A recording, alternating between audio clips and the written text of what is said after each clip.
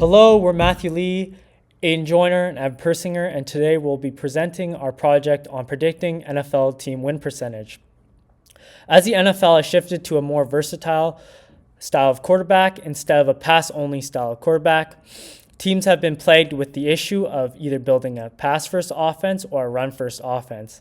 Having data backing either style of offense will allow teams to target specific needs in free agency, the draft, coaching, and player development. Our goal was to develop a linear regression model that predicts how effective an offense is based on offensive statistics.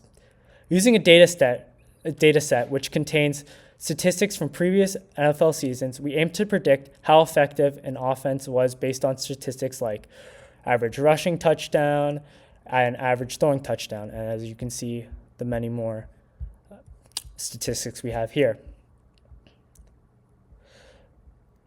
Our target variable is win percentage, which allows us to quantify how strongly each offensive metric contributes to actual success on field. Before building our model, we need to prepare the data. The original data set contains 99 columns, but many are redundant or are not useful for predicting win percentage. We reduced this to 11 key features to reduce noise, prevent overfitting, and focus on relevant predictors. For our model, we're selecting 11 features, which are average rush touchdown, average pass touchdown, average passing yards, average yards after catch, average rushing yards, average third down converted, average interception, average fumble forced, average yards per attempt, receiving touchdown, and season type, which we encoded as 0 for regular season and 1 for postseason. Most features are numeric already, but season type is categorical. We encode it so models can use it. This gives us season type encoded, which ensures all features are numerically and ready for our regression models. First, here we checked for missing values, and thankfully there are none in the data set.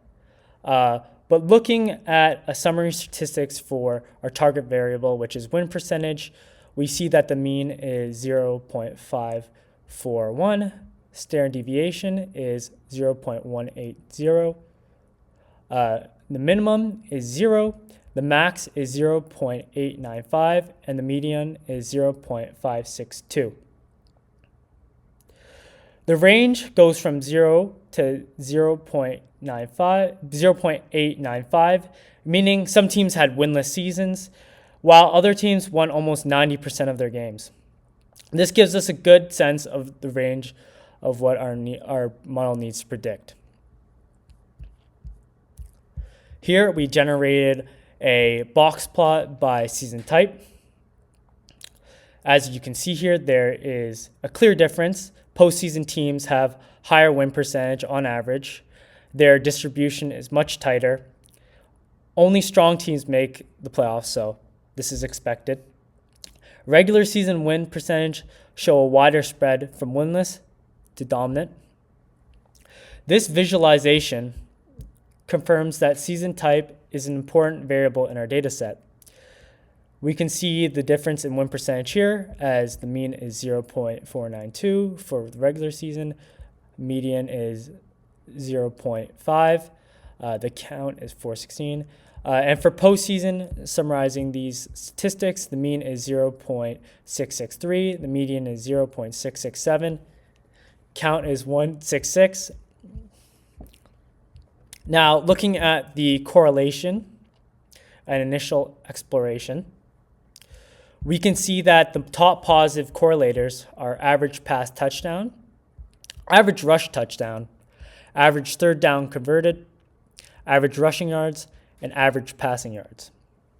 The strongest negative correlations came from average interception, average fumble forced, and receiving touchdown. In simpler terms, scoring touchdowns and sustaining drives have the strongest relationship with winning, and average interception, average fumble force, and receiving touchdown are the top negative correlators, meaning they have a negative impact on wins. And here, for better visualization, we created a heat map. And as you can see here with win percentage, pass touchdown is more of an orange, more of a red or orange, meaning it's more highly correlated.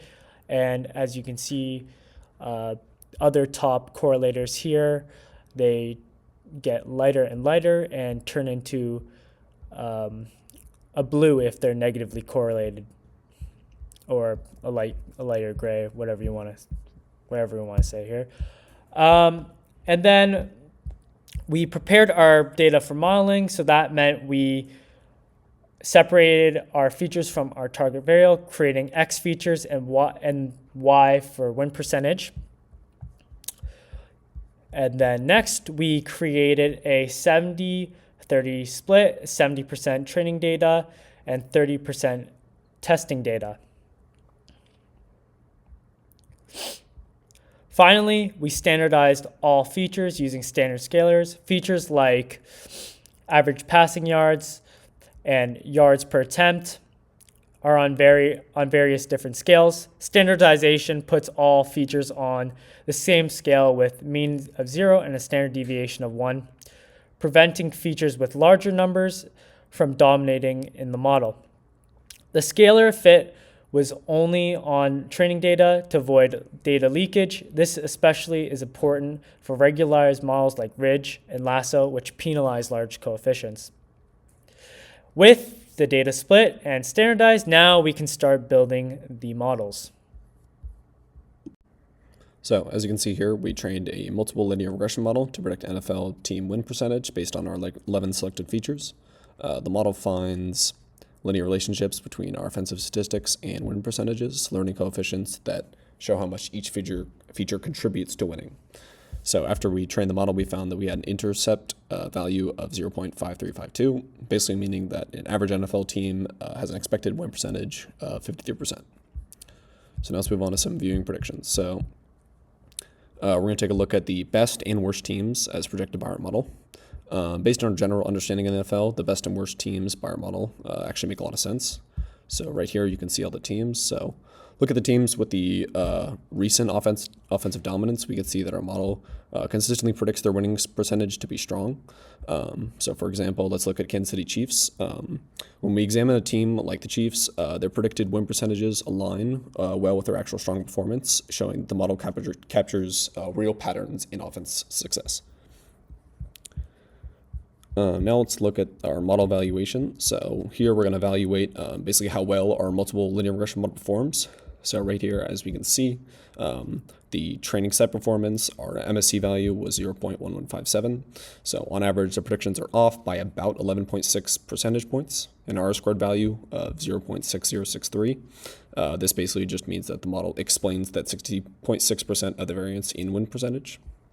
And then for our test set performance, we had an RMS E-value of 0.1126, which is slightly better than training, which is a good sign.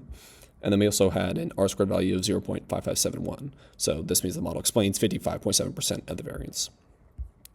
The fact that the training and test results are fairly similar shows that there's good signs of no overfitting. The R-squared value of about 0.56 means our model explains over half the variance in win percentage, which is a moderately strong result. The test RMSE being slightly lower than training RMSE suggests the model generalizes well to unseen data. Now let's look at some feature importance. So after training the model, we analyzed what it learned by looking at the coefficient values. So these are kind of the feature coefficients. So if we were to rank them by importance, we'd probably see that the season type encoded would be the strongest predictor, which makes the most sense because teams that have a higher win percentage are obviously going to be in the postseason versus teams that have a lower winning percentage will not make the playoffs as often. And then another strong positive impact would be like receiving touchdowns. Obviously, if you score more touchdowns, you're more likely to win. And then there's things that have a negative impact, which are things like interceptions and fumbles, because if you lose the ball, then you can't score as more points and you can't win as much. So overall, scoring plays strongly increase win percentage, and turnovers obviously reduce it. So season type being the strongest feature shows measurable differences between regular season and postseason performance. Here's a little graph kind of showing the results. So now let's go on to actual versus predicted visualizations. So we compare actual win percentages to predicted values using a scatter plot. So each point represents a team season from our test set. As you can see here, the red diagonal line basically represents perfect predictions where actual equals are predicted. So in the graph, we want to look out for some points on the red line that would be like perfect predictions, and then any point that's like above the line, that's the model that's under predicted. So the actual would be greater than the predicted, so unpredicted, and then obviously the points below the line would be the model over predicting. And then if we see something like tight clustering around the line, that would be an indication of good model performance. Where if there's like a big wide scatter and they're not really close to the line, that would be less accurate predictions. As you can see here, most points fall pretty close to the diagonal line, showing that the model predicts win percentage reasonably well. This visualization helps us see if the model makes systematic errors or if the errors are random. The plot visually confirms the model's accuracy and shows how well our predictions match reality. All right, looking at our residual analysis, our residuals can help us validate linear regression assumptions. And taking a look at our residual plots, we have our main residual plot, and we can see that our residuals are randomly scattered around zero, with most of them coming closer to zero. And we do have a few that are, 0.3 or negative 0.2 away. However, most of them kind of clump pretty closely towards zero. And looking at the histogram of our residuals, it is roughly centered with a reasonably normal distribution shape. We also see a mean close to zero with our residual statistics, and the spread is consistent with our RMSE. And moving towards our regularized models, we also ran an L2, so a ridge regression model, in which we found a test RMSE of 0.1125 and a test R squared of 0.5584. And we found that this model performed pretty well overall, and to be our best model, as this small amount of regularization improved our stability. Our alpha selection was also 1.0, and that was arbitrary based off of course suggestions and what we were taught. We also did the same setup for lasso, except we used alpha of 0.01. And unfortunately, this alpha was too strong and removed important features from our data set. We had a test RMSE of 0.1169 or 0.1199 and a test R squared of negative 0.0080. So that model turned out to be completely unhelpful for us. In terms of a model comparison, we already know that lasso was not a good model for us, and we have the visualizations to back it up. We see that our multiple linear regression and ridge regression performs pretty much identical, except a slight, the edge goes to ridge with a slightly higher R squared and slightly lower RMSE. And lasso is not in consideration as the best model produced by us. In conclusion, we've got some key takeaways. Our ridge regression was the best model, explaining roughly 56% of our variance. And the most important features included our the season type, touchdowns, and turnovers. Our interceptions and fumbles, which are both turnovers, significantly impacted the chance of winning in a negative manner. Our model did prove to be relatively accurate, yet incomplete without as much defensive or contextual data, but that wasn't the overall goal of our model.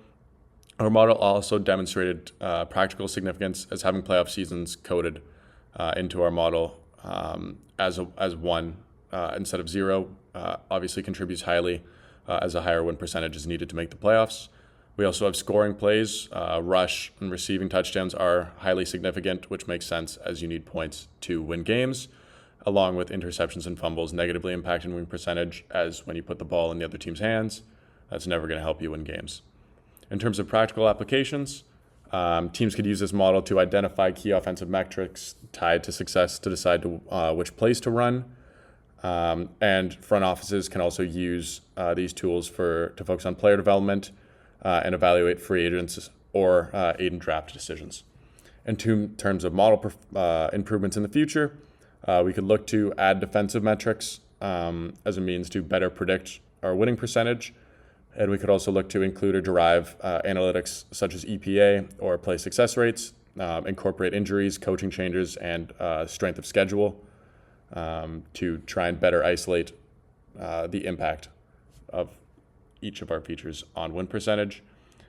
We could also implement nonlinear models such as random forest or gradient boosting, also performing cross-validation and hyperparameter tuning on ridge and lasso could significantly aid in our model performance.